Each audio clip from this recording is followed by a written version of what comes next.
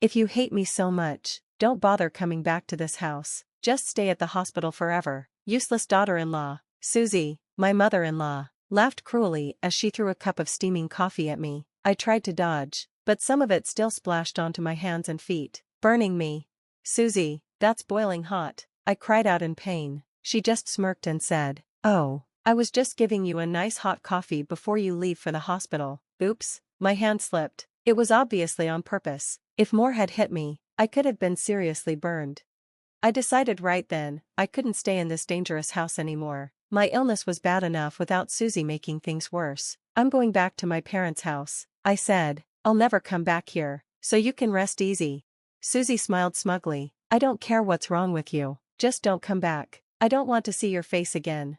Her cold attitude made me stop feeling angry. I just started laughing. "Don't worry, whether my treatment works or not, I won't come back. I won't even haunt you." With that, I packed my bags and left. I never returned to that house. After I left, Susie eventually lost everything.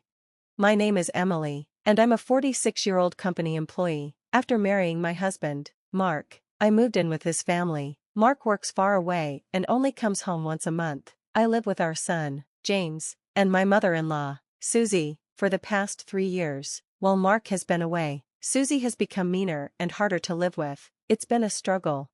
James is my only support. He helps ease the burden, but his loyalty to me makes Susie angrier. "James hates me because of you," she yells. "What are you teaching him?" But James is honest and always defends me. "Mom hasn't done anything wrong. Grandma, you're the one being mean." His words only make her more upset.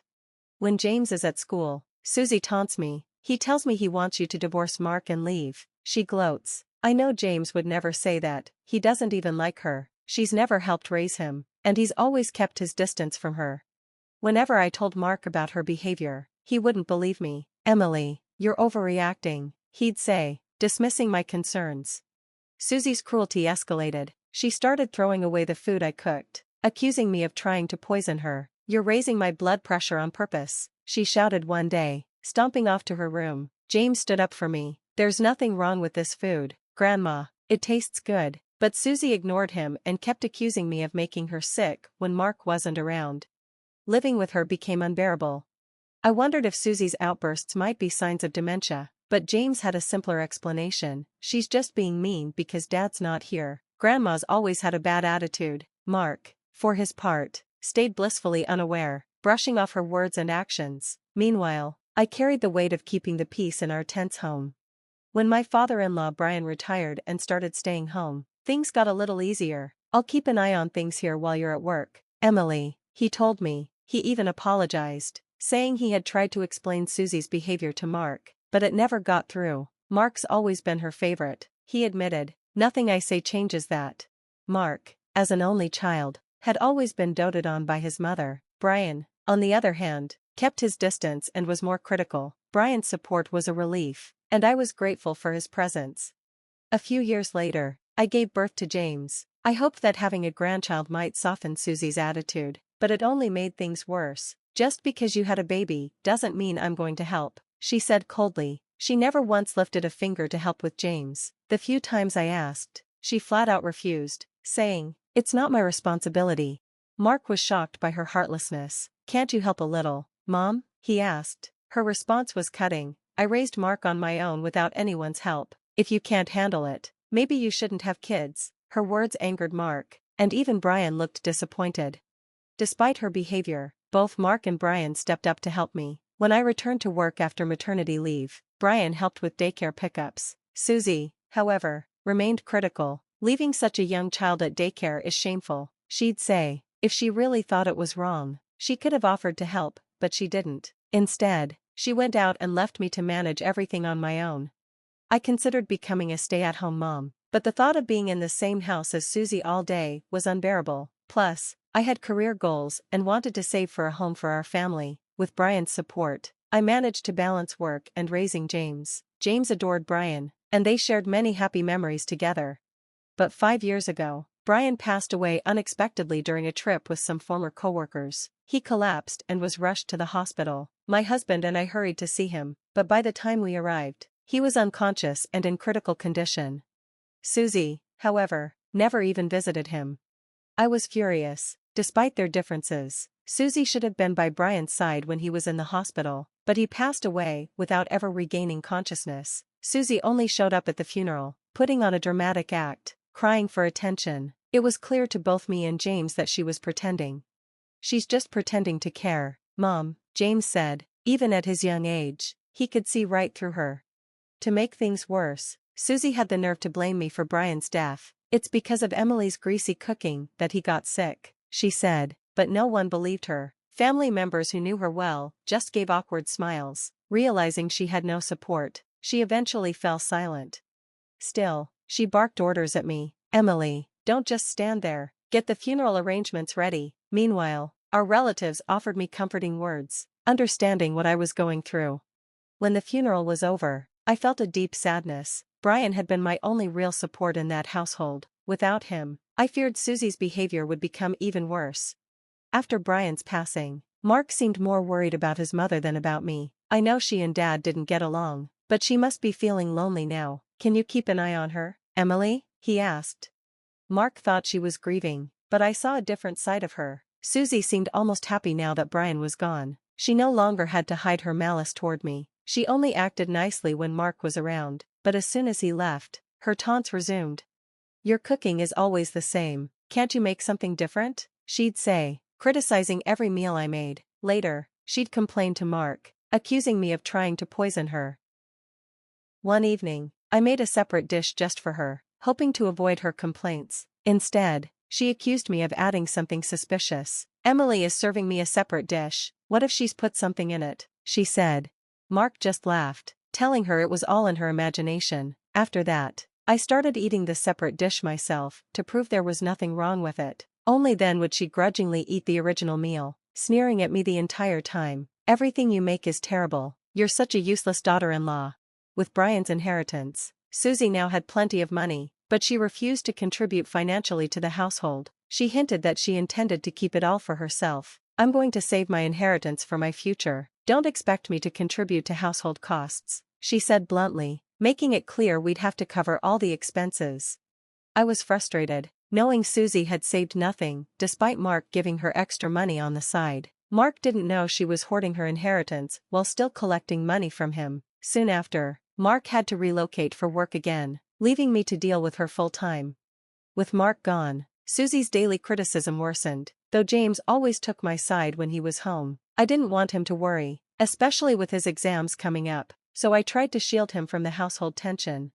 One day, Susie demanded a large sum of money from me. "Mark's gone, so it's your responsibility now, Emily. I need $1,000 right away," she said without a hint of gratitude. "The bank is closed. What do you even need that much money for right now?" I asked. She pointed out the ATM was open 24 hours, surprising me with her knowledge of banking options. When I refused to go, she scowled, calling me a useless daughter-in-law. I gave her the $300 I had on hand, and she stormed off without so much as a thank you. Her behavior made me suspicious, and I began to wonder if she was hiding financial troubles. Despite my concerns, I didn't want to burden Mark, so I focused on helping James with his exams. He was accepted into his preferred high school, and I finally thought I could breathe, but then I started feeling unwell. A doctor's visit led to tests, and the results revealed something serious. I informed Mark, and he immediately wanted to return home to support me. "If this is serious, Emily, I'll talk to the company. I'll come back to be there for you," he said.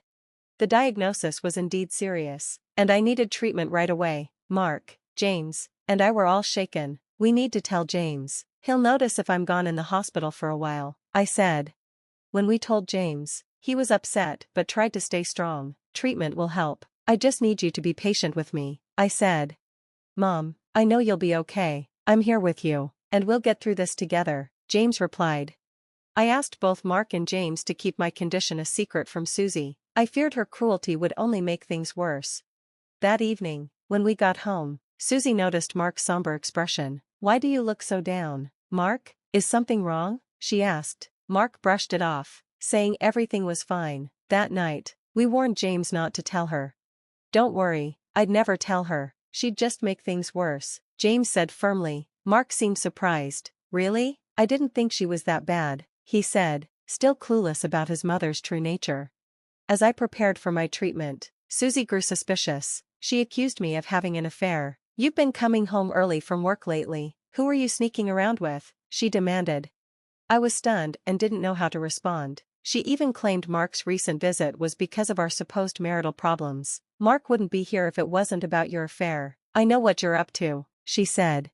"I'm not having an affair, and it's none of your business anyway," I replied, trying to deflect her accusations, but she kept ranting. Despite her behavior, I didn't tell her the truth about my illness. I didn't want to give her the satisfaction. When I told her I was leaving to stay with my parents, she sneered. "You're only leaving because you got caught. Don't think you'll ever come back here," she said. "You're right, I'm never coming back," I assured her. Before leaving, she demanded I make her dinner. "Leave my dinner before you go," she ordered. "You can make your own food from now on. I'm done with you," I replied. Together, James and I walked out, leaving her and that life behind. As we left, she yelled after us not to come back, but we were resolute. At my parents' house, we were welcomed with open arms. They were shocked to hear about everything Susie had done and deeply upset at Mark's inaction. They promised to support me through my treatment.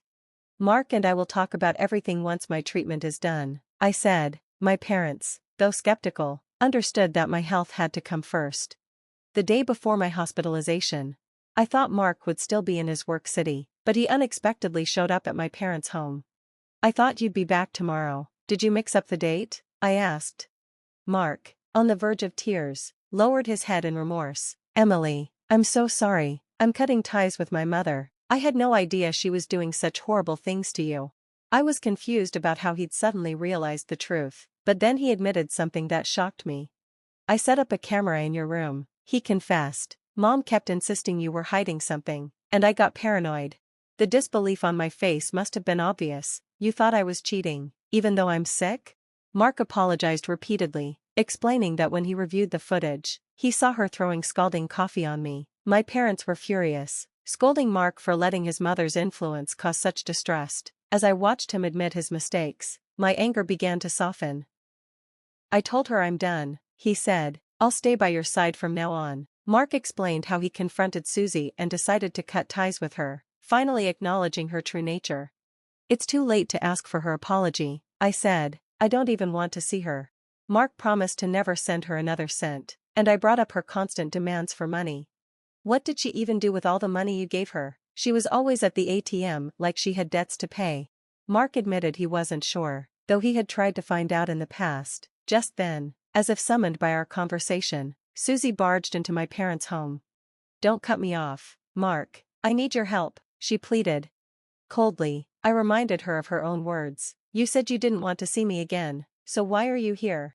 Ignoring me, she clung to Mark, begging. "Mark, I already told you, I'm cutting you off. If you want me to listen, you'll have to apologize to Emily," he said firmly. She shot me an angry glance, but still refused to lower her head. When Mark pressed her about her financial troubles, she finally admitted the truth. She had lost all her money in online trading and accumulated massive debts. She confessed she'd started gambling after inheriting Brian's money, initially making small profits, but eventually losing everything. "So that's why you kept taking money from Mark? Because you didn't want to spend your own?" I asked. She seemed humiliated but confirmed it. Just then, James entered the room, having overheard everything. "I could never trust someone who throws hot coffee on my sick mom," he said bluntly. James's honesty shifted the tone, and Mark turned to his mother coldly. "Mom, I'm sorry, but James is right. I can't help you anymore." Despite her pleading, Mark stood his ground, explaining it was time for her to take responsibility for her actions. Susie stormed out in anger, still unwilling to apologize or admit her wrongdoing. For the first time in years, I felt at peace as she left, though I felt a pang of sadness for Mark, who had lost trust in his mother. I was grateful for his renewed commitment to our family. With their support, I faced my treatment head-on. Mark, James, and my parents were my rock, encouraging me through the grueling process. Months later, my health returned, and I was discharged. "I'm only here today because of all of you. Thank you for being my strength," I told them. James had grown into a young adult in college, and Mark and my parents had grown close during my recovery. As I returned to work part-time, surrounded by people who truly cared for me, I vowed to focus on my loved ones and leave the painful memories of Susie's actions behind. We later learned she was living with a relative and working part-time to pay off her debts. James once spotted her being reprimanded by a younger manager. An ironic twist: despite everything, she was still snapping back at others like her old self. Though I almost felt bad for her, the peace I found in my life outweighed any lingering sympathy. Surrounded by my family's love, I finally let go of the pain and found gratitude in every moment of our shared strength and resilience.